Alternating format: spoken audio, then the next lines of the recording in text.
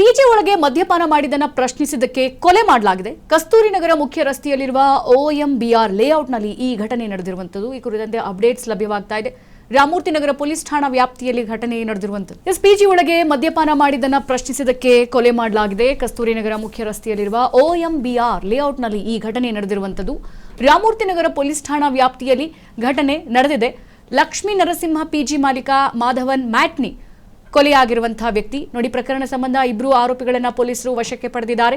21 ವರ್ಷದ ರಾಕೇಶ್ ಹಾಗೆ 20 ವರ್ಷದ ಡಾನ್ ಬ್ರೈಟ್ಸಾನ್ ಕೊಲೆ ಆರೋಪಿಗಳಾಗಿದ್ದಾರೆ.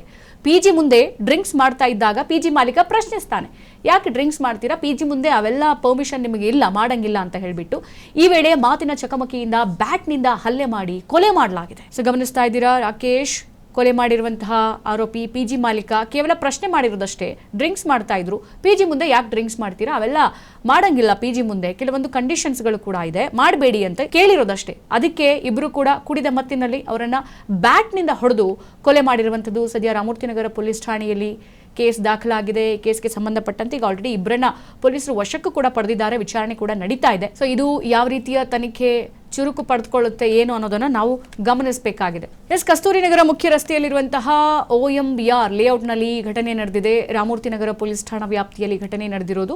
ಲಕ್ಷ್ಮೀ ನರಸಿಂಹ ಪಿಜಿ ಮಾಲೀಕ ಮಾಧವನ್ ಮ್ಯಾಟ್ನಿ ಕೊಲೆ ಆಗಿರುವಂಥದ್ದು. ಸದ್ಯ ಈ ಪ್ರಕರಣ ಸಂಬಂಧ ಆಲ್ರೆಡಿ ಪೊಲೀಸರಿಗೆ ಇಬ್ಬರನ್ನ ವಶಕ್ಕೆ ಪಡ್ಕೊಂಡಿದ್ದಾರೆ. ಅದರಲ್ಲಿ ಒಬ್ಬ 21 ವರ್ಷದ ರಾಕೇಶ್, ಮತ್ತೊಬ್ಬ 20 ವರ್ಷದ ಡಾನ್ ಬ್ರೈಟ್ಸಾನ್, ಇವರಿಬ್ಬರೂ ಕೂಡ ಕೊಲೆ ಆರೋಪಿಗಳು. ಟಿವಿ ಸ್ಕ್ರೀನ್ ಮೇಲೆ ಗಮನಿಸ್ತಾ ಇದ್ದೀರಾ, ಈ ಇಬ್ಬರು ಆರೋಪಿಗಳೇ ಪಿಜಿ ಓನರ್ ಅನ್ನ ಬ್ಯಾಟ್ನಿಂದ ಹೊಡೆದು ಕೊಲೆ ಮಾಡಿರುವಂಥದ್ದು.